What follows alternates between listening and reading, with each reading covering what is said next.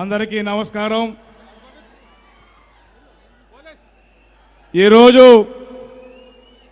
ఈ సమర శంఖారావం సభ ప్రత్యేకించి మన తూర్పుగోదావరి జిల్లాలో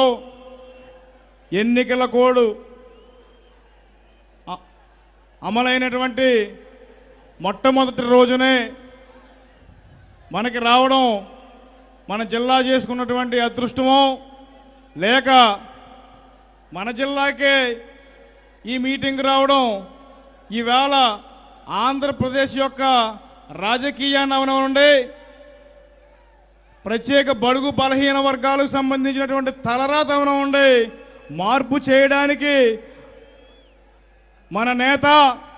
మనందరి ఆశాజ్యోతి అదేవిధంగా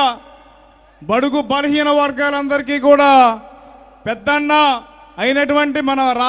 మన రాష్ట్ర పార్టీ అధ్యక్షులు గౌరవనీయులు శ్రీ వైఎస్ జగన్మోహన్ రెడ్డి గారు మన రాష్ట్ర రాజకీయాలకు సంబంధించినటువంటి దిశానిర్దేశం ఇక్కడి నుంచి ఇచ్చేటటువంటి పరిస్థితి మొట్టమొదట మన జిల్లాకే రావడం మన అదృష్టం అనేకన్నా తూర్పుగోదావరి జిల్లా యొక్క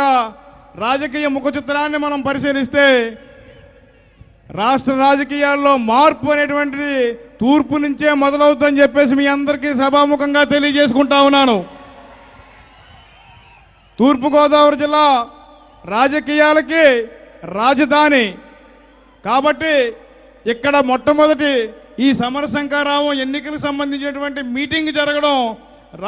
రాష్ట్రంలో ఖచ్చితంగా వైఎస్ఆర్ కాంగ్రెస్ పార్టీ జెండా రెపరెపలాడడం ఖాయం అని చెప్పేసి మీ అందరికీ తెలియజేస్తా ఉన్నారు. ఎన్నికల షెడ్యూలు వచ్చిన వెంటనే కాకతాళీయంగా అదృష్టం కొలిది తూర్పుగోదావరి జిల్లాలో ఈ మీటింగ్ పెట్టుకుంటున్నామంటే అది భగవంతుడు దేవుడు మనకిచ్చినటువంటి వరంగా మనం భావించాలి.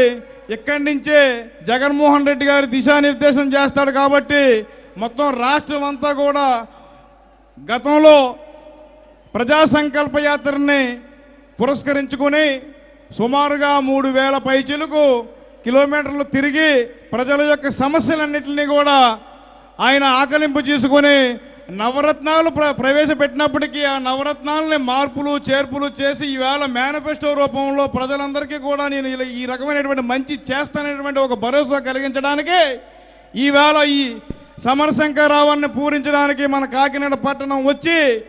తూర్పుగోదావరి జిల్లా నుంచే మార్పుకి నాంది పలుకుతున్నారని చెప్పేసి మనం అందరూ కూడా గుర్తెరగాలి. భవిష్యత్తులో జగన్మోహన్ రెడ్డి గారు చేసేటువంటి ప్రజా సంక్షేమ పథకాలు ఉండే అదేవిధంగా రాష్ట్ర రాజకీయాలు ఉండే అదేవిధంగా దేశ రాజకీయాలు ఉండే చక్రం తిప్పే విధంగా మన నాయకుడు నిర్ణయం తీసుకుంటాడు, మనందరికీ కూడా దిశానిర్దేశం చేస్తాడని చెప్పేసి మనందరం భావిద్దాం. అంతేకాకుండా ఇవాళ జగన్మోహన్ రెడ్డి గారు రాజకీయాలు ప్రారంభించినప్పటి నుంచి ఆయన చెప్పే మాట ఒకటే, ప్రత్యేక హోదా అనేటువంటిది ఆయన నినాదం. ఎప్పుడూ కూడా ప్రత్యేక హోదా అనేటువంటి మన ఆంధ్రప్రదేశ్కి వస్తే ఖచ్చితంగా మన బ్రతుకులు బాగుపడతాయి, యువతకు ఉద్యోగ అవకాశాలు దొరుకుతాయి, అదేవిధంగా బడుగు బలహీన వర్గాలు అవ్వచ్చు, కార్మికులు అవ్వచ్చు, అదేవిధంగా పనిచేసుకునే వాళ్ళు కావచ్చు, ఫ్యాక్టరీలు రావడం వల్ల ఉపాధి కలుగుతుందని చెప్పేసి ఆయన చెప్పడం జరిగింది. ప్రత్యేక హోదా అనేటువంటిది మన రాష్ట్రానికి లభిస్తే చాలా కంపెనీలు కావచ్చు, వేరే వేరే సెక్షన్స్ అవ్వచ్చు, అందరికీ కూడా అన్ని సెక్షన్స్కి కూడా ఉపాధి, అదేవిధంగా ఆ ట్యాక్సుల్లో ఉన్నటువంటి రిబేటు,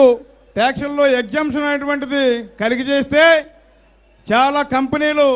మన రాష్ట్రానికి వచ్చి పెట్టుబడులు పెట్టి అభివృద్ధి చేయడానికి చాలామంది ఇండస్ట్రియలిస్టులు అవ్వచ్చు, పారిశ్రామికలు అవ్వచ్చు, పారిశ్రామికవేత్తలు అవ్వచ్చు, అందరూ కూడా మనల్ని